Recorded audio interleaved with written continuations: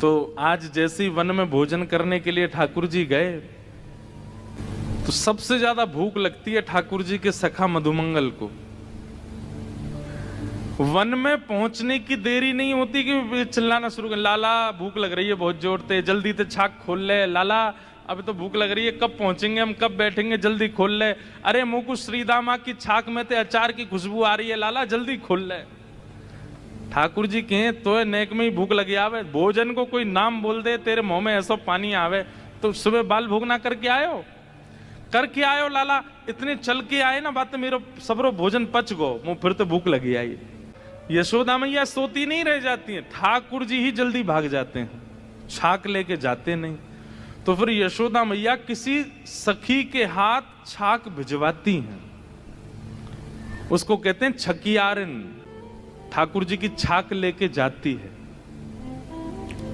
छकियारी। ठाकुर जी छाक लेकर के क्यों नहीं जाते, उसमें पहली बात तो ये है कि ठाकुर जी को ये लगती है ग्वाल बाल बेचारे द्वार पे इतनी देर से ठाड़े हैं मेरे दर्शन के काजे, मैं विलंब ना करूं, जल्दी चलो जाऊं।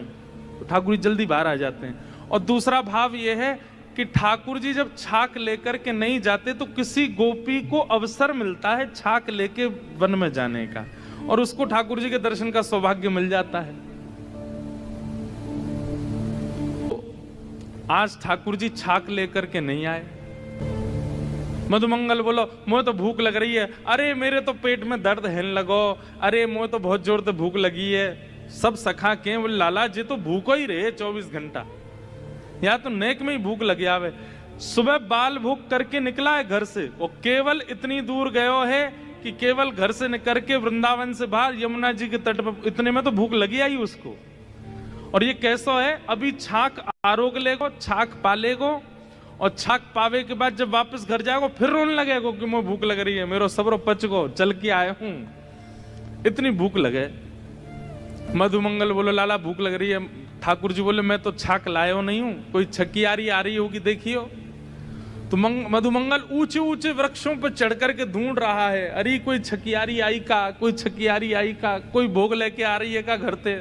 और बार बार कहे लाला अभी तो कोई दिख ना रो, अभी तो कोई आए ना रो।